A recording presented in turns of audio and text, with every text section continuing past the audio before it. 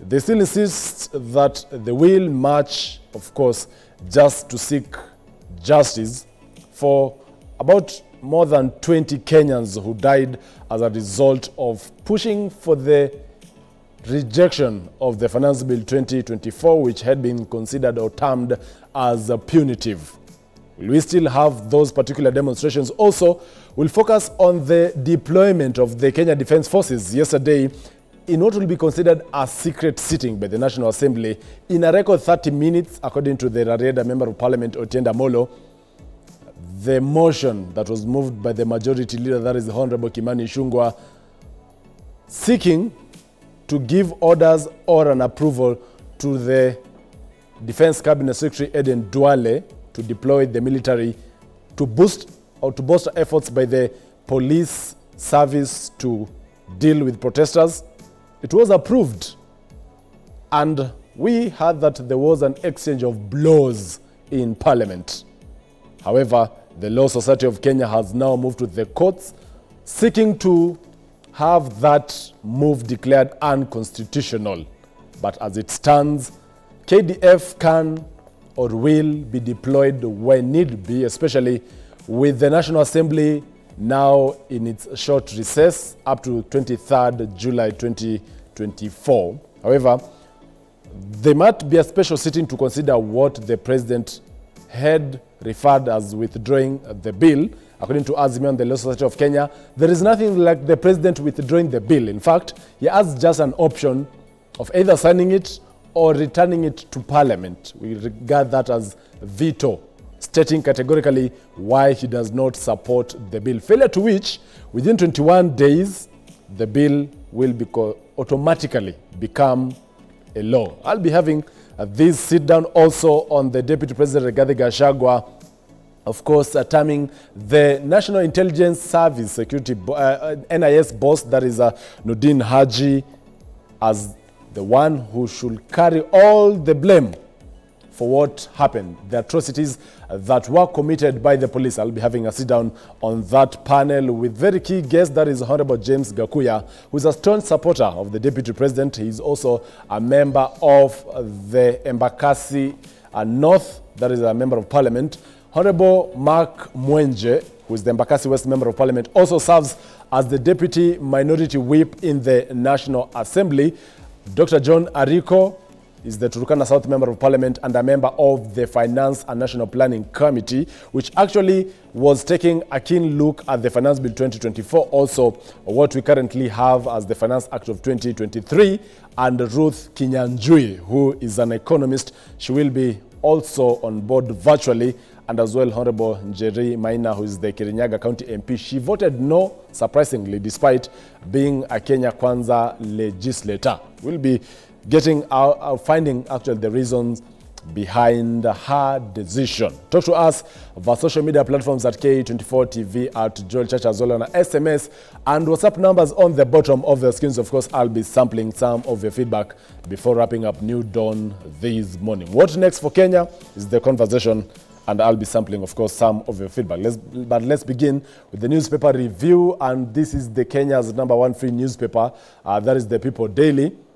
Ruto's U-turn, too little, too late. President climbs down on finance bill, saying he'll not sign it into law to allow for dialogue. But did 23 brave children have to pay the ultimate price for the government to listen to their people? When asked by our very own Busara Naman on whether they will be compensated, President William Ruto only stated that the 6, that is actually the number that the president believed they were killed as a result of the demos, they will be accounted for.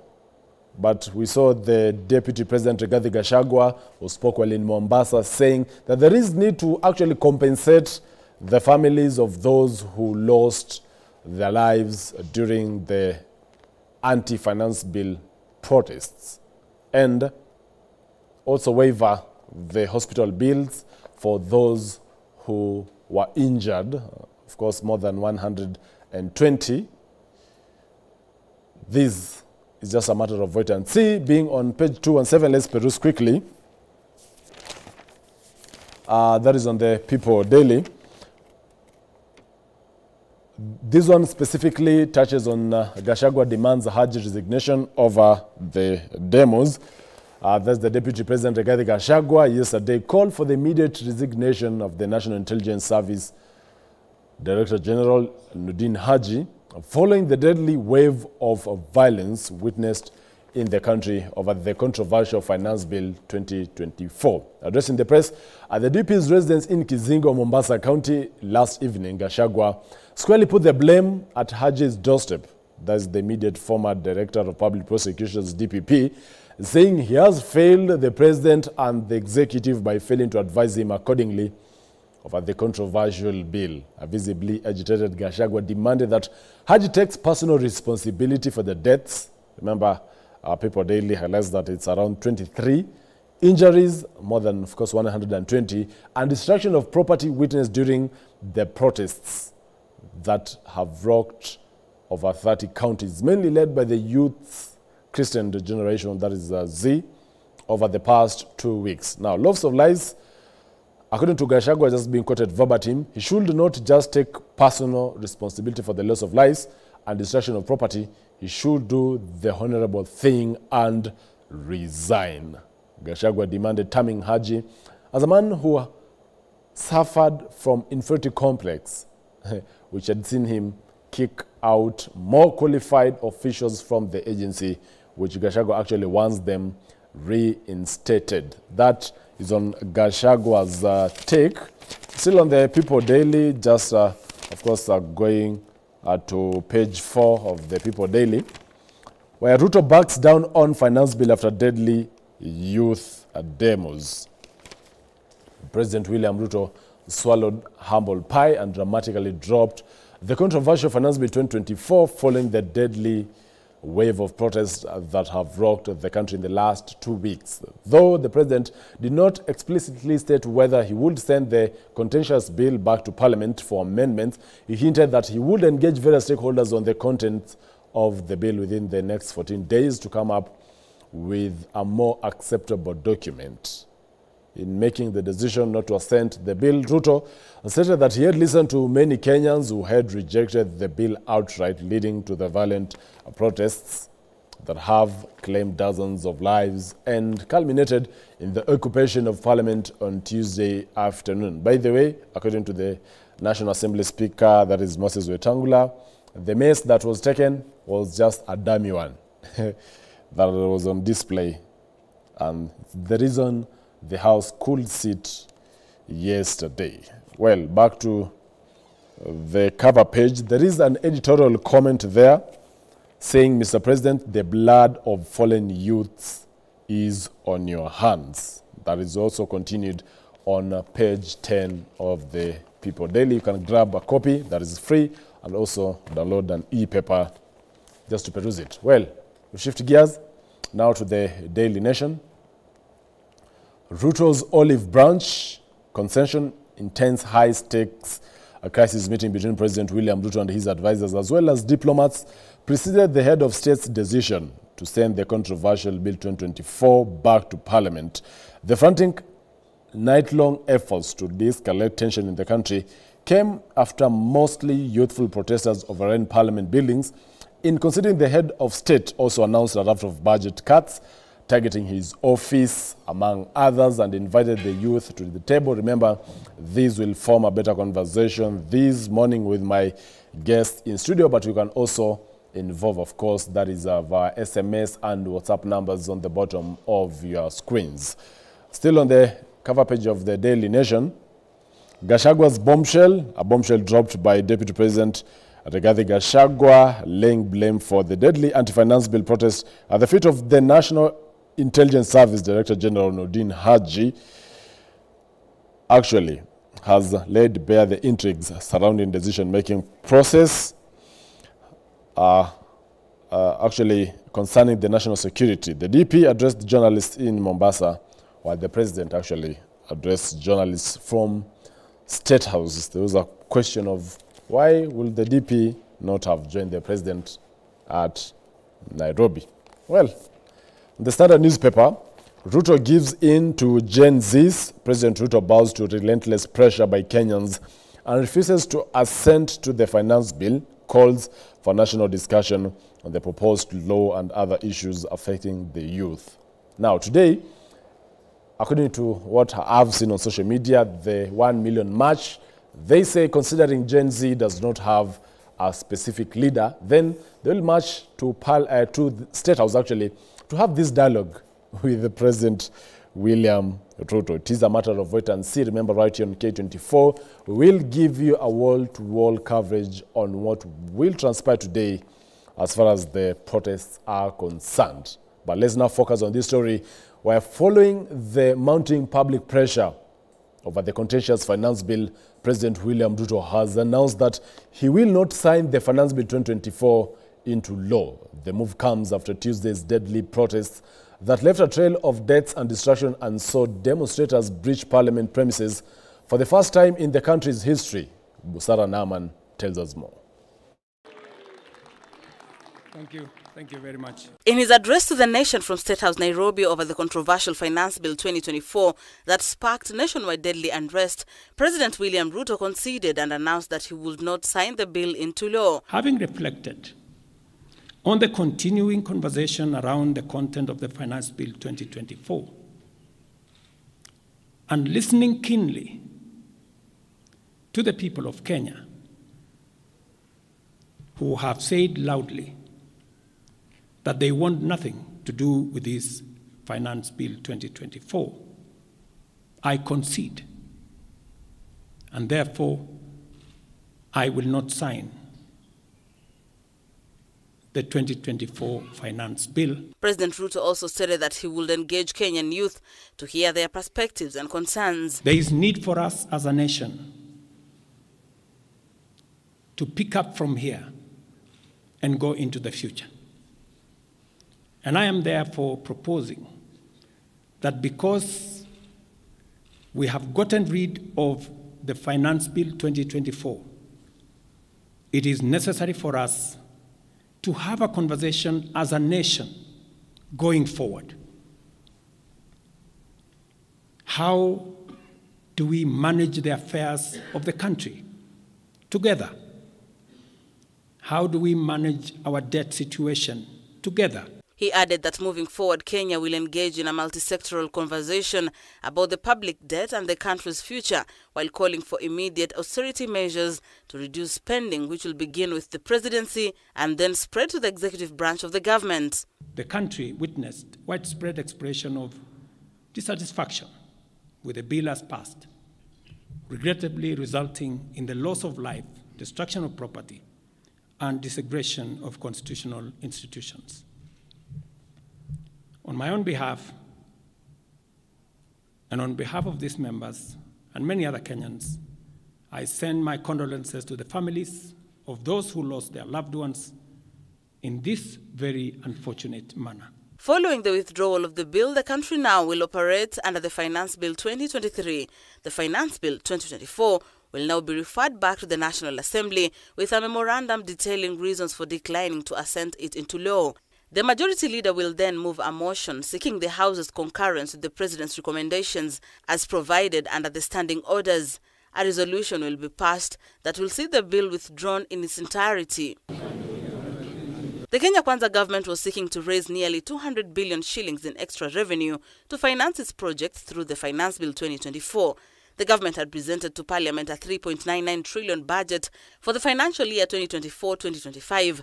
The law allows the government to continue collecting revenue based on the Finance Act 2023 that is already in place. Thank you, Excellency. That marks the... Busara Naman, K24 TV, Nairobi.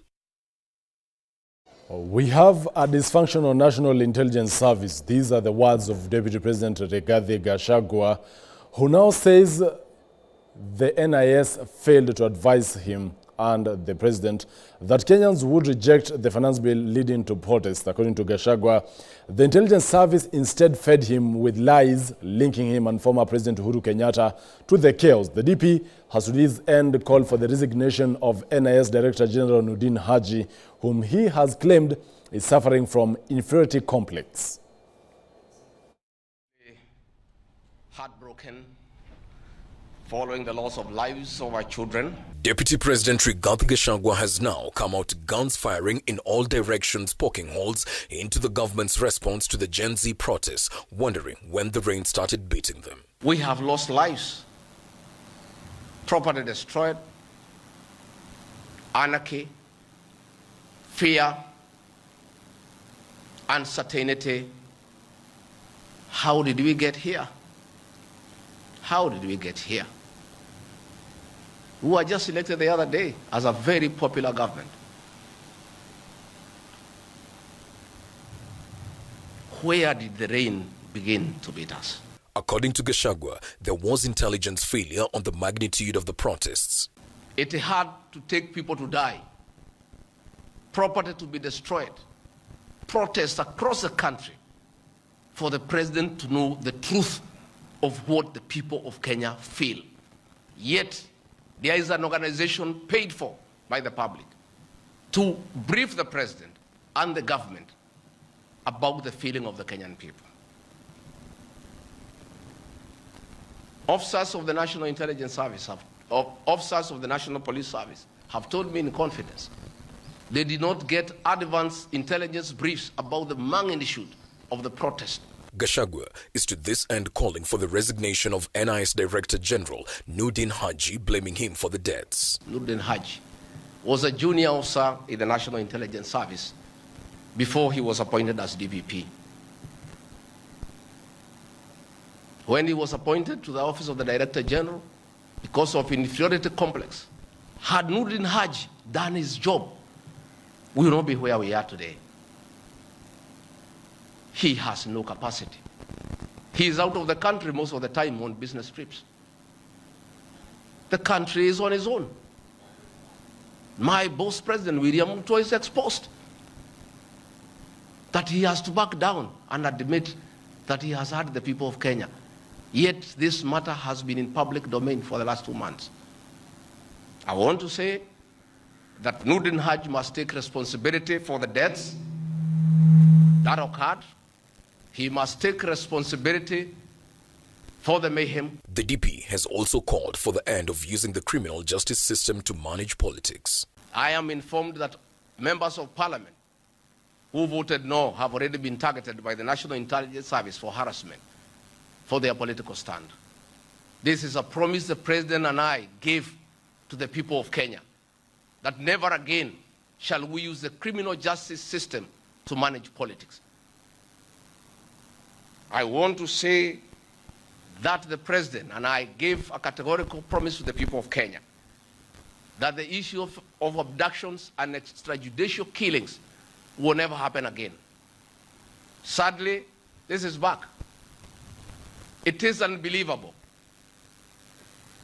that the son of the Honorable Attorney General of Kenya, Justin Bidan Muturi, was abducted at night in a commando style by officers of the National Intelligence Service and held incommunicado for 18 hours.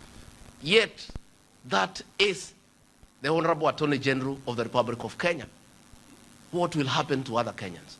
The DP is also calling for the compensation of the families of victims whose kin died in the protests. Let us see how to compensate those families, those who are dead. We help those who are in hospital with bills, and we help to bury them. He has further urged Kenyans to send MPs home come 2027 if they're not satisfied with them. I want to urge our young people that they don't have to destroy property to be heard. I want them to know that members of parliament are free to exercise their voting right.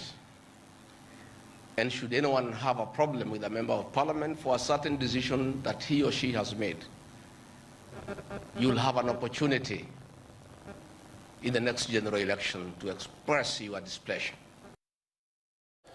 Still on the same breath, over 20 people have lost their lives across the country following the national protests witnessed on Tuesday. According to the Kenya National Commission on Human Rights, dozens of victims are receiving treatment in several facilities across the country. This comes even as the families of those who lost their kin to the protests are calling for justice to be expedited, urging the government to heed to the plight of Kenyans. Edith Wanjiku is one of many Kenyans who arrived at the Nairobi City mortuary to view the body of their kin who lost their lives in yesterday's protests. Wanjiku, a resident of Isili, recalls the fateful day her 19-year-old son failed to return home after joining his peers for the nationwide protests.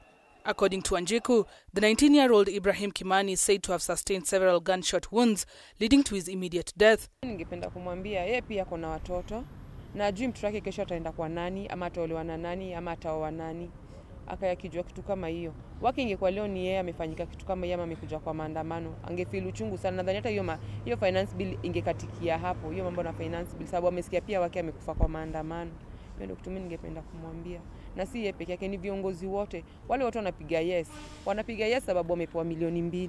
Ni uchungu kwetu kuona kiongozi wangu nilimpigia kura alafu ananivotia yes kuniumiza mimi mwananchi. Na yeye amepangwa pale juu na president milioni 2. The family, which is now saddened by his untimely demise, have accused the government for extrajudicial killing on innocent Kenyans. Ni haki kweli wa Kenya kuuawa na KDF instead ya waajirie tu the local police. Mimi nilikuwa naonelea KDF ndio wangefaa kutumwa Haiti, waache watoto wetu na mapolisi wa kawaida. Tutaki watoto wengine waumie. Mjukuu wangu ameenda na nimeridhika. Maana Mungu ataniulizia. Mtu wa ulimwengu ataniulizia, lakini Mungu ataniulizia. Lakini ile kitu nakuomba rais wangu, kaa chini. Kaa chini na youth. Kaa chini na watoto, maana kesho yao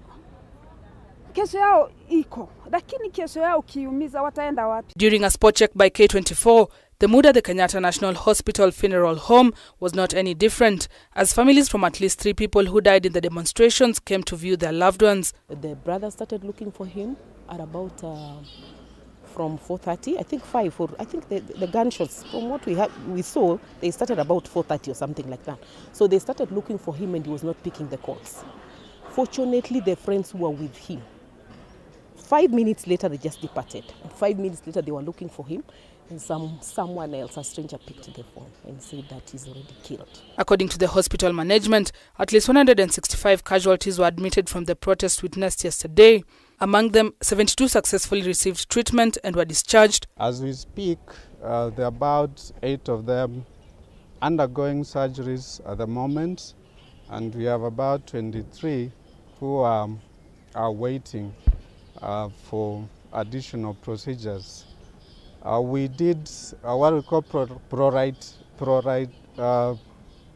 we prioritized those who needed more urgent procedures, and those who are not having very critical injuries are the ones who are waiting. The Kenya National Commission on Human Rights has affirmed that over 20 Kenyans lost their lives in yesterday's protests, with several others still nursing injuries in several facilities so far. This is one of the facilities that received an influx of patients drawn from yesterday's protests, even as doctors now hope not to have a similar occurrence in the future.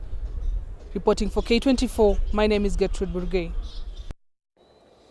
A day after anti-finance bill protests that swept the country on Tuesday, different entities are now counting losses, running into millions of shillings after the demonstrations turned ugly and destructive. Both private and public properties were vandalized, including touching of vehicles and county offices, as youth engaged officers in running battles that left scores injured. Timothy Simwa brings us county's protest aftermath in the following report. Outside the Uasin Gishu County Library compound lies at least 5 personal cars in ruins. Ida Kosgei looks at her car with disbelief. It was reduced to ashes in the mayhem that visited Uasin Gishu County anti-finance bill protests. Ida says she has forgiven those who did this, and even though she does not condone their actions, she understands their pain. They may be having pain, but I am in so much pain being the parent. I educated them in parallel I'm still paying loans because of their education. It's painful because they can't get jobs. It's really painful. But I would advise our leaders to really think of the youth. They should employ our youth. The county library glass doors were all shattered by projectiles. Inside the library, the damage is extensive. One of the staff told us it will take time to rebuild. Vitabu zote ziko chini ni jivu. Na hiyo ni hasara kubwa. Walienda na viti wasomaji kukalia. Walienda na computers zote za library zote kwa kila department, circulation, children section, pale kwa staff room na ICT department. Yote hakuna kitu ambayo ilibaki. A few meters away, this is what is left of the municipal court. It now looks like a scene from a Hollywood war movie. County offices and vehicles were not spared in the pandemonium. The compound is littered with destruction everywhere. Nevertheless, some businesses are trying to rebuild from Tuesday's destruction. In Machakos County, angry protesters torched several vehicles. They extended the damage to the county lobby room, which serves as a security office. Hakuna mahali inahusika na finance bill. Wangeandamana tu peacefully, wasikizwe, but hakuna mahali ngavana anatokelezea. Kwa vile unaona hata mali ya county inaharibiwa, kuchoma magari, na county government iko very innocent. In Mombasa County, demonstrators made Bima Towers and Huduma Center offices their target, leaving a trail of destruction in the wake. The death of one protester, Emmanuel Tata, has irked civil society groups as his family demands for justice. Kulingana vile ambayo ikaanguka karibu na yeye, akainiel, akafaint. Kufaint nikapigiwa simu kwenda pale. Nikapata wamemkimbiza hospitali. Kufika pale hospitali ya Al-Faruq, nikapata wakasema alifika akiwa amefariki. Timothy Simwa, K24 TV. And as promised, it's time to have that conversation on what next for Kenya. And you can talk to us via social media platforms at K24 TV, at Joel Chacha. More specifically, what does it mean now that President William Ruto has rejected to sign into law the Finance Bill 2024? Also, the conversation on the deployment of the military, even as we focus on the calls for that is the NIS DG to resign, Nudin Haji. Already in studio is Honorable James Gakuya. He is the Embakasi North Member of Parliament, also the Chair of the Trade Committee in the National Assembly.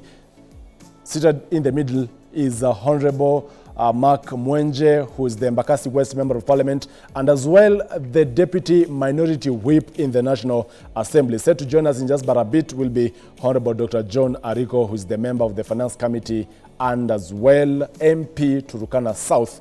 Talk to us. Of course, I'll be sampling some of your feedback even as we continue with the conversation this morning. Stay tuned.